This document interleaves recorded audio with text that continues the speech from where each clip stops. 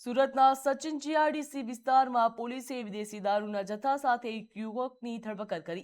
જ્યાં સચિન જીઆરડીસી પોલીસે ભુડિયા ગામ પાસેથી પાર્ક કરેલી એક કારમાં વિદેશી દારૂ હોવાની બાતમી મળી હતી, જેના આધારે પોલીસે તપાસ હાથ ધરી હતી. તેમજ કારની તપાસ કરતા વિદેશી દારૂની બોટલો 227 બિયરના ટીન મળી આવ્યા હતા.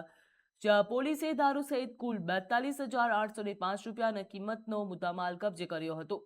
4,28,805 રૂપિયાનો મુદ્દામાલ પોલીસ દ્વારા જપ્ત કરવામાં આવ્યો. જ્યાં પોલીસે તપાસમાં સામે આવ્યું કે આરોપી હર્ષદ પટેલ અગાઉ પણ પાંડેસરા પોલીસ મથકમાં 2 વખત પ્રોહિબિશનના ગુનામાં ઝડપાયો છે. જ્યાં સુરત ખાતેથી ફરી એકવાર દારૂ ઝડપી પાડવામાં આવ્યો છે. પોલીસને સફળતા પ્રાપ્ત થઈ છે. મહત્વનું કહી શકાય, જ્યાં આરોપી હર્ષદ પટેલ અગાઉ પણ પાંડેસરા મથકમાં 2 વખત પ્રોહિબિશનના ગુનામાં સંડોવાયેલો હતો. જ્યાં દારૂ અને કાર સહિત કુલ 4,28,805 રૂપિયાનો મુદ્દામાલ કબજે કર્યો છે. પોલીસ તપાસમાં સામે આવ્યું છે કે આરોપી હર્ષદ પટેલ અગાઉ પણ 2 વખત પ્રોહિબિશનના ગુનામાં ઝડપાઈ ચૂક્યો છે.